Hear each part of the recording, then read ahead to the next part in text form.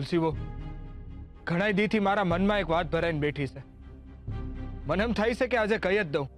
કઈ પણ મૂંઝવણ વગર જે મનમાં હોય એ કહી દો ભા. આજે હું તમને એક જેઠ તરીકે નહીં, મોટા ભાઈ તરીકે કહું છું. બેન, હું જાણું છું કે તમે ગોરા ઉપર બગડ્યા હશો. તમને એમ થતું હશે કે આમ કોઈનું બાળક લઈ આવ્યો છે, પણ સાચું કહું, પણ એનો ઈરાદો તમારા મનને શાંતિ આપવાનો અને તમારી એકલતા દૂર કરવાનો હતો. એને કર્યું છે એ સાચું છે કે ખોટું એ મને નથી ખબર, પણ હું ખાતરીપૂર્વક કહી શકું છું કે એને જે કર્યું છે એની હારા ભાવથી કર્યું છે. એનો ભાવ તમને આનંદ આપવાનો અને પીડાથી દૂર કરવાનો હતો. ગોરાથી ભૂલ થઈ છે તુલસીબો. એના પગ નીચે બાળક આવી ગયો કઈ નાનો અપરાધ નથી, પણ તમારા અબોલા એને પીડા આપી જ રહ્યા છે. તમારા તરફથી મળતી પીડા એના હૃદયને છૂંદી જ રહી છે તુલસીબો. તુલસીબો, મારો ભાઈ ક્યારેય વેદનાને મોઢા પર આવવા નથી દેતો. તુલસીબો હજી સુધી પોતાને હાચવીને બેઠો છે. બાકી મારી માએ જ્યારે દેહ છોડ્યું હતું ને, ત્યારે મારા બાપાએ તો સંન્યાસ લઈ લીધું હતું. મને ભય છે કે ગોરા પણ એ માર્ગ ઉપર હાલી ન નીકળે તુલસીબો. જો હવે ગોરા વધારે એકલો રહ્યો તો ધીરે ધીરે એની એકલતા અપરાધ ભાવમાં બદલાઈ જશે. એ પીડાને સહન નહીં કરી શકે તુલસીબો, અને બની શકે છે કે સદાયના માટે હરિભક્તિમાં ડૂબી જશે. તુલસીબો, જો એ અપરાધ ભાવમાં આવી જશે ને તો એ પોતાને ક્યારેય માફ નહીં કરી શકે. એટલે તમારે એને માફી આપવાની શરૂઆત કરવી જ પડશે. હું જાણું છું કે અઘરું છે, અજવાળામાં દીવો ગોતવા જેટલું અઘરું છે, પણ છતાંય તમારે તો હાથ લંબાવવો જ પડશે.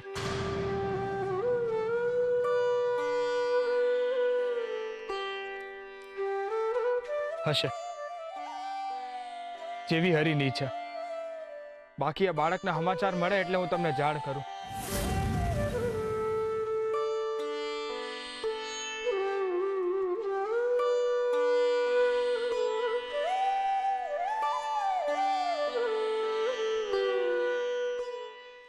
ભાભી, હા ગોરાબા તો હજુ મંદિરના પરિસરમાં જ છે, પણ આપણે આ કાચા મતલબ નિભાણામાં પકાવવા પડશે.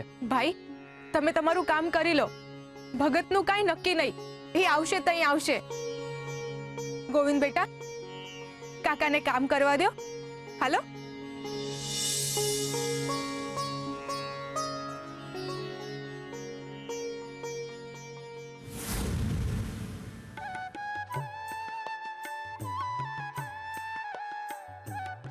ભગત, તમે મારા જીવનનો અધૂરો માર્ગ પૂર્ણ કરી આપ્યો છે.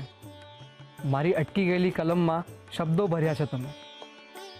મારા શાસ્ત્રને વધારે તેજસ્વી બનાવ્યો છે તમે. હું તમારો જેટલો પણ આભાર માનું ને ઓછો છે. મહારાજ, આવું કહીને તમે મને પાપમાં પાડો છો. તમે તો સંત છો ને સંતના માર્ગમાંથી પાણોય હટાવીએ ને તોય હરી રાજી થાય. આજ તો તમારી મહાનતા છે. તમે હાથ આપીને હાથ જોડો છો. ખરેખર ભગતનું ઉપનામ તમારું નામ મેળવીને ભાગ્યશાળી બન્યું છે. મહારાજ, તમારા શબ્દો મારા માટે આશીર્વાદ સમાન છે. અરે ઈશ્વર તો તમારા જેવા ભક્તો પર સદાય આશીષ વરસાવતો જ હોય છે. તમારા કારણે મારી સિદ્ધેશ્વરી પૂર્ણ થઈ છે. હવે જીવનનો બીજો કોઈ ધ્યેય નથી, એટલે હવે હું જાઉં છું. મને વિઠ્ઠલને મળવાની તાલાવલી વધી ગઈ છે, એટલે સમાધિના માર્ગે હવે હું વિઠ્ઠલ તરફ પ્રયાણ કરીશ. પ્રભુ, તમે હાચે મારા ભાઈબંધને મળશો? હાચે મારા હરિ પાસે જાઓ છો તમે? ભગત, આમ તો હું જ્યારે જ્યારે મારા ચક્ષુ બંધ કરું છું ને ત્યારે ત્યારે હરિને મળું છું. તમે કહ્યું એમ એ તો મનમાં જ છે, તો એમને મળવામાં વળી વાર શું? એ મારી સાથે વાતો પણ કરે છે અને મને સાંભળે પણ છે, અને જરૂર પડે ટપારે પણ છે. તમને થતું હશે કે હું આંખો પછી ખોલું છું શું કામ, પણ ભગત, આ નશ્વર શરીરના કારણે મને ક્યારેક ને ક્યારેક તો આંખો ખોલવી જ પડે છે ને. પણ હવે એવું નહીં થાય. હવે મારી આંખ બંધ થશે અને વિઠ્ઠલના નામનું અજવાળું મને ઘેરી વળશે. તમે જે મારી મદદ કરી છે એના થકી મારા જીવનનો ધ્યેય પૂર્ણ થશે. સિદ્ધેશ્વરીની પૂર્ણતા એટલે મારા સમાધિ તરફના માર્ગના રસ્તાનું ખુલવું. મને વિઠ્ઠલનું સરનામું તો મળી ગયું હતું, પણ માર્ગમાં આવતા અવરોધોને તમે દૂર કર્યા છે, અને એના માટે ફરીથી તમારો કોટી કોટી આભાર. આભાર તો તમારો મહારાજ. મારા જેવો ચાકડે બેઠેલો હરિભક્ત તમારા જેવા સંતના દર્શન ક્યારે કરી શકત. અવભાગ કહેવાય મારું કે મારા ભાઈબંધના આટલા મોટા ભગતને હું મળી શક્યો. મારી તો આંખું ને હૃદય બેય ધન્ય થઈ ગયું. જન્મારો ફળી ગયો મારો. મારા પર હરિની કૃપા થઈ ને તમારા દર્શન થયા. પણ મારા ઉપર એક મહેરબાની કરશો તમે? અરે ભગત, હું ઋણી છું તમારો. કહો, નિસંકોચ તમારે જે કહેવું એ કહો. તમે મારા ભાઈબંધ પાસે જાઓ ને ત્યારે એમને એક સવાલ પૂછજો. એમને કહેજો કે જેમ એમને તમને એમના સુધી પહોંચવાનો માર્ગ સમાધિ દ્વારા બતાવ્યો છે એ રીતે મને પણ માર્ગ બતાવે. હા, આંખું ને હૈયું બે એમના નામના થઈ ગયા છે. બસ હવે એમના સરનામે પહોંચવું છે. પણ મારી દીવાદાંડી એ પોતે બને ને તો જ આ શક્ય છે. મહાત્મા 16 વર્ષના વાણા વહી ગયા. એટલા વર્ષોમાં હું એમની સામું ના બોલ્યો છું ના હૈસો છું. એમના દર્શન સુદ્ધા નથી કર્યા. ઘોરા તો એમનો પડછાયો હતો, પણ અટાણે મારું હૈયું એમના નામનો શ્વાસ ભરીને ધબકે છે. તમે એમને પૂછજો કે એમને એમના ભાઈબંધની યાદ નથી આવતી. પૂછજો એમને કે એમના જીવનમાંથી ગોરા નામનો ભાઈબંધ જતો રહે છે તો એની એમને ખોટ નથી વર્તાતી. એમને કહેજો કે હવે તો મેં મારો દીકરો એમને સોંપી દીધો છે તો એમને જરા પણ દયા નથી આવતી. એકવાર એમના આ ભાઈબંધને મળવા આવે. એ જી દીથી છોડીને ગયા છે ને એ દીથી મને રાતે એમની યાદ આવે ને તો મારી ઊંઘ ઉડી જાય છે. શું એમને મને મળવાની ઈચ્છા નથી થતી? હું એ કહે ને એ માર્ગે એમને મળવા તૈયાર છું. મને મારકની પડી નથી. મારે તો બસ એમને મળવું છે. અને જો એમને મળવા માટે મારે સંન્યાસ લેવો પડે ને તો હું સંન્યાસ લેવા માટે પણ રાજી છું. હવે આ આંખોને હરિદર્શનની તરફ छिपाવી છે બસ.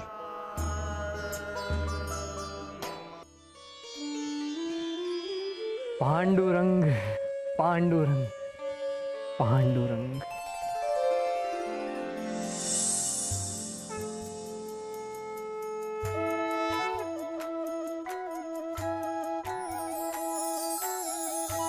કહો સિદ્ધેશ્વર. હે મારા વિઠ્ઠલ, પ્રભુ, તમારો ભક્ત તમને પૂછવા માંગે છે કે હા, મેં સાંભળ્યું. એમના મનમાં પ્રશ્ન ઉદ્ભવતાની સાથે જ એ મારા સુધી પહોંચી ગયો. એમને સંન્યાસી થવું છે ને? મને મેળવવા માટે સંસારને ત્યજી દેવો છે ને? તો એમને પણ તમે તમારી આ કલમ જ આપી દો અને એમને કહો કે એ જ છે એમનો મારા સુધી પહોંચવાનો માર્ગ. એ જ છે હરિ સુધીની દીવા દાંડી. કલમ? પણ પ્રભુ, કલમ કઈ રીતે માર્ગ બની શકશે? એમને તો હરિ સિવાયના કોઈ શબ્દોનું લેખન નથી આવડતું. આ કલમ તમારા સુધીનો રસ્તો કેવી રીતે ચીંધશે? સિદ્ધેશ્વર, આ કલમ જ એમનું કલ્યાણ કરશે. તમે એકવાર એમને આ કલમ આપો તો ખરા. તમારી ઈચ્છા શિરોમાન્ય. હું આપું છું ગોરા ભગતને આ કલમ ભેટમાં.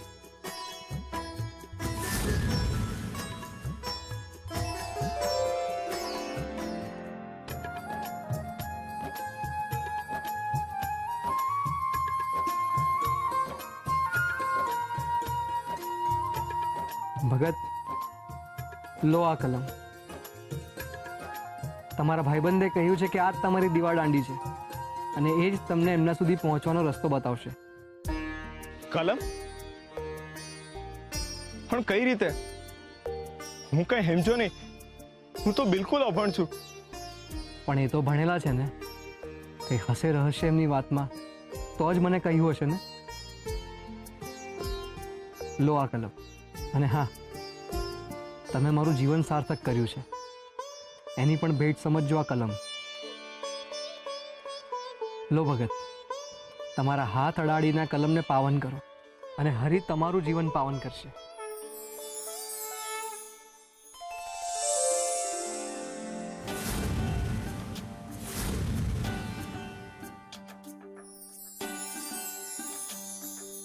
અરે આ તો ફરો બની ગયો. હરી હરી હરી હરી હરી હવે સમજો, ભગત, હરિ સુધી પહોંચવાનો માર્ગ આપણે નક્કી નથી કરી શકતા, તો હરિ પોતે જ નક્કી કરે છે. જો હરિએ તમને બહુ જ ઉત્તમ માર્ગ બતાવ્યો છે એમને પામવાનો. બધા પોતપોતાના કર્મો થકી જ હરિને પામી શકે છે. તમે પણ તમારા કર્મો થકી જ હરિ સુધી પહોંચશો એવો અણસાર કલમ થકી હરિએ તમને આપ્યો છે. હવે તમને સંન્યાસી બનવાની કોઈ જરૂર નથી, કારણ કે સંન્યાસી બનીને તમે હવે એમને પામી નહીં શકો. આ ફરા થકી જ તમે કૃષ્ણને પામશો અને એમના સુધી પહોંચશો. ભગત, તમે ગૃહસ્થ બનીને જ હરિને તમારા હૃદયના ઘરમાં રાખી શકશો. હરે કૃષ્ણ, હરે કૃષ્ણ. હરે કૃષ્ણ મહારાજ. હવે હરિની વાત તો કેમની ટળાય. મને આ સંસારમાં હરિ સિવાય બીજી કોઈ વાતમાં રસ નથી. મારા મનમાં આખો દી હરિ હરિ ને હરિ જ ઘૂમે છે. હરે કૃષ્ણ, હરે કૃષ્ણ.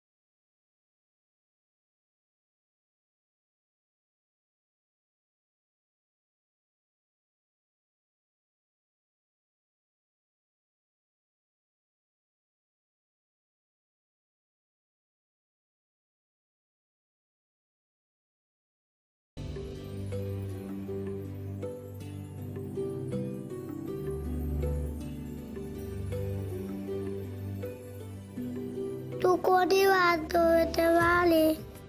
આ મેં મારે બોલાવતું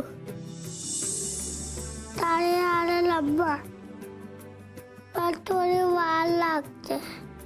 એના ગળે તે મારું ગળ કાઢે એમ મારું ગળ બાતલાવા તું બેસ મેં લઈ આવતું.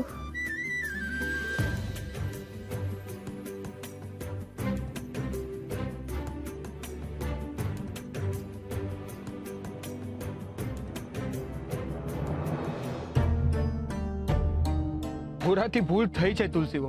એના પગ નીચે બાળક આવી ગયો એ કઈ નાનો અપરાધ નથી, પણ તમારા અબોલા એને પીડા આપી જ રહ્યા છે.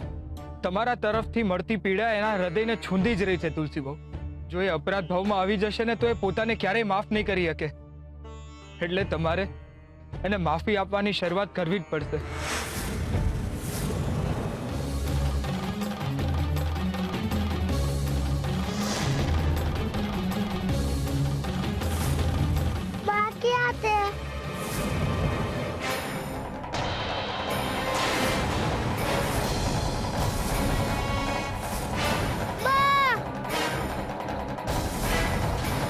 શું થયું બેટા?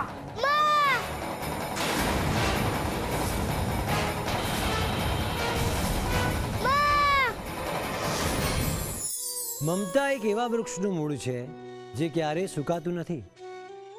ક્યારેક કોઈ સ્ત્રી પુત્ર વિહોણી થઈ જાય એનો ખોળો જો સૂનો થઈ જાય અને ફરીથી એના ખોળામાં કોઈ નાનું બાળક આવે, ભલે પછી એ એનું પોતાનું ના હોય, તેમ છતાં પણ એ સ્ત્રીની અંદર ફરીથી માતૃત્વનું ઝરણું ફૂટી નીકળે છે.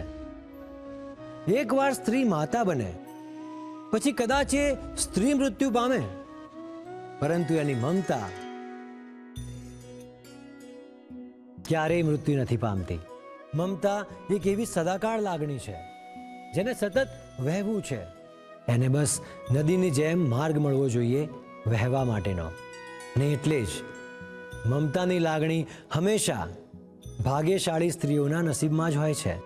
મમતા માટે માં બનવાની પણ જરૂર નથી, બસ કોઈને બાળક માનવાની જરૂર છે. એટલે જ તો કે છે માં એ માં, બીજા બધા વગડાના વાહ.